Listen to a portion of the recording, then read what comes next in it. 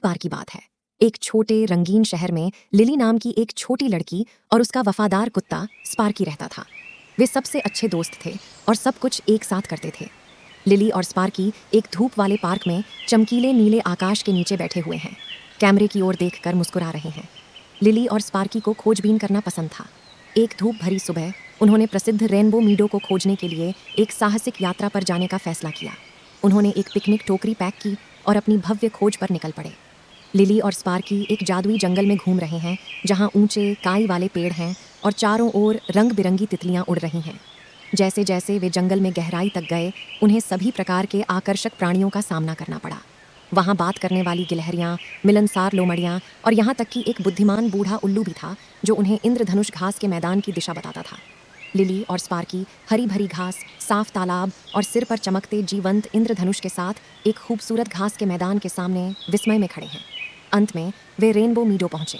यह उनकी कल्पना से भी अधिक शानदार था। घास नरम और हरी थी और एक क्रिस्टल स्पष्ट तालाब ऊपर इंद्रधनुष के रंगों को प्रतिबिंबित करता था। लिली और स्पार्की सैंडविच, फलों और व्यंजनों की टोकरी के साथ एक छेकड़दार कंबल पर पिकनिक का आनंद ले रहे हैं।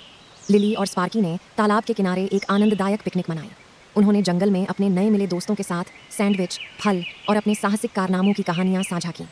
लिली और स्पार्की तालाब के ऊपर एक जादुई इंद्रधनुषी पुल को पार करते हुए एक रहस्यमय द्वीप की ओर जाते हैं। अपने भोजन के बाद लिली और स्पार्की ने तालाब के बीच में एक छोटे से द्वीप की ओर जाने वाला एक चमकदार इंद्रधनुषी पुल देखा।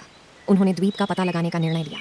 लिली और स्पार्की द्वीप पर एक छिपी हुई गुफा में चमकदार रत्नों और जादुई वस्तुओं से भरा खजाना ढूंढ रहे हैं।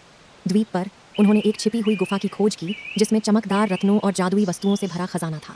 यह एक जादुई आश्चर्य था और लिली और स्पार्की ने दूसरों को खोजने के लिए खजाना छोड़ने का फैसला किया। लिली और स्पार्की हाथ पकड़कर मुस्कुराते हुए जंगल से वापस जा रहे हैं।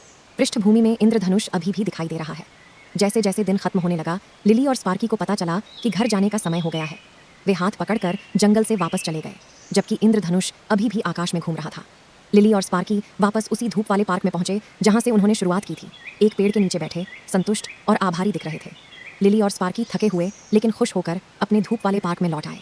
उन्हें एहसास हुआ कि उनके साहसिक कार्य का असली खजाना उनकी बनाई गई यादें और उनके आसपास की दुनिया की सुंदरता है।